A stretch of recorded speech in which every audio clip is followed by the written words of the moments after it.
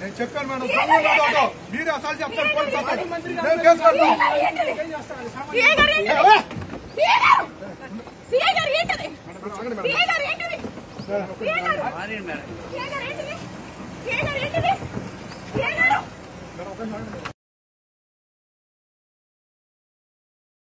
ఎవడెవడైతే అధికారి, ఎవడెవడైతే వైఎస్ఆర్సీపీ కార్యకర్తను ఎవడెవడైతే ఇబ్బంది పెట్టాడో వాళ్ళందరినీ కూడా చూస్తూ ఊరుకోము. చట్టం మీద దోషులుగా నిలబెడతాము.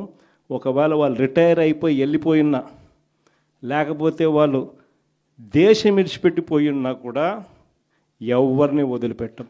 సప్త సముద్రాల అవతలున్నా కూడా అందరినీ కూడా పిలిపించే కార్యక్రమం చేస్తాం. పిలిపించిన తర్వాత సినిమా మామూలుగా ఉండదు. సినిమా మాత్రం అదో లెవెల్లో ఉంటుంది. సినిమా మాత్రం చంద్రబాబు నాయుడు గారికి వాచ్మెన్ లాగా తయారయ్యారు. చివరికి కోరం లేకపోయినా కూడా 6 మంది సభ్యులు మాత్రమే చంద్రబాబు నాయుడు గారి ప్రలోభాలకు లొంగి అటువైపున వెళ్ళిన పరిస్థితుల మధ్య కూడా ఏకంగా డిక్లేర్ చేసుకున్నారు అధికారుల చేత. ఇలాంటి రాజకీయ వ్యవస్థతో మనం పోటీ చేస్తూ ఉన్నాం. నేను ఒకటి చెప్తా ఉన్నా. ఈరోజు కార్యకర్తలు పడుతూ ఉన్న బాధలు నా కళ్ళతో నేను చూస్తూ ఉన్నా.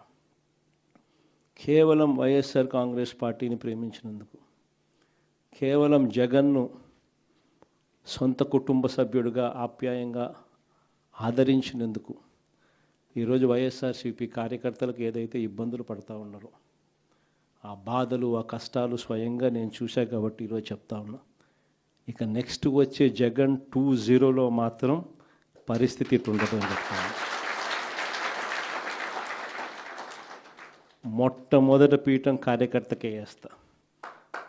ఈ మాత్రం ఖచ్చితంగా చెప్తాను.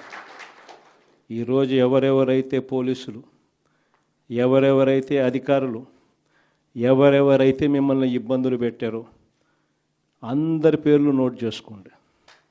నేను చెప్తా ఉన్నా, మీరు నోట్ చేసుకోండి. ఒక్కొక్కడిని మాత్రం యూనిఫామ్కున్న వాల్యూ ఏమిటి అనేది వాళ్ళకి అర్థం కావాలి. యూనిఫామ్ అంటే ప్రజలకు మేలు చేయడం కోసం యూనిఫామ్, అంతేగాని అధికారంలో ఉన్న వాళ్ళ కోసం సలాములు కొడుతూ గులాంగిరి చేస్తూ ఇటువంటి చిత్రహింసలు పెట్టే కార్యక్రమం ఈరోజు అయితే ఏదైతే జరుగుతూ ఉందో దీనికి తెర